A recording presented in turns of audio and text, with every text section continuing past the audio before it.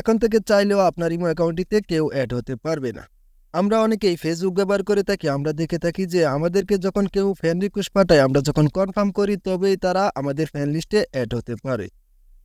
তো আপনিও চাইলে আপনার ইমো অ্যাকাউন্টটিতে সেই সেটিংটি করে নিতে পারবেন।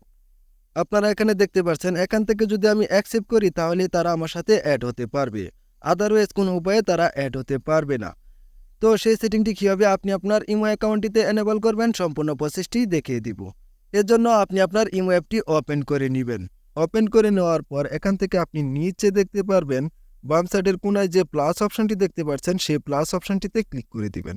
প্লাস অপশনটিতে ক্লিক করে দেওয়ার পর এখান থেকে আপনি নিচে দেখতে পারবেন মোর এই অপশনটিতে ক্লিক করে দিবেন। মোর এই অপশনটিতে ক্লিক করে দেওয়ার পর এখানে অসংখ্য অপশন শো হবে, এখান থেকে সিকিউরিটি অ্যান্ড প্রাইভেসি অপশনটিতে ক্লিক করে দিবেন। সিকিউরিটি অ্যান্ড প্রাইভেসি অপশনটিতে ক্লিক করে দেওয়ার পর আপনার সামনে অসংখ্য অপশন শো হবে, এখান থেকে আপনি স্ক্রল ডাউন করে নিচে যাবেন। নিচে যাওয়ার পর আপনি এখানে নিচে দেখতে পারবেন method for edit me. Method for edit me অপশনটিতে ক্লিক দিবেন। এই অপশনটিতে ক্লিক করে দেওয়ার পর আপনার সামনে অসংখ্য অপশন শো হবে, এখান থেকে আপনি উপরে দেখতে পারবেন ফোন নাম্বার এই অপশনটিতে ক্লিক করে দিবেন।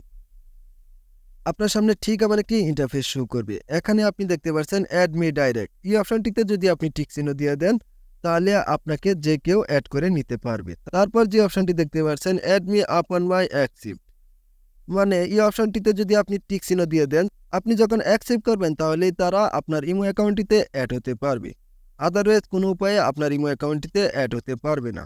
তারপর যে অপশনটি দেখতে পাচ্ছেন নট অ্যালাউ এই অপশনটি হচ্ছে, এই অপশনটিতে যদি আপনি টিক চিহ্ন দিয়ে দেন তাহলে আপনার নাম্বার দিয়ে কেউ আপনাকে ইমো অ্যাকাউন্টটিতে অ্যাড করে নিতে পারবে না। তো আপনি এখান থেকে অ্যাড মি আপন মাই অ্যাকসেপ্ট এই অপশনটিতে ক্লিক করে দিবেন।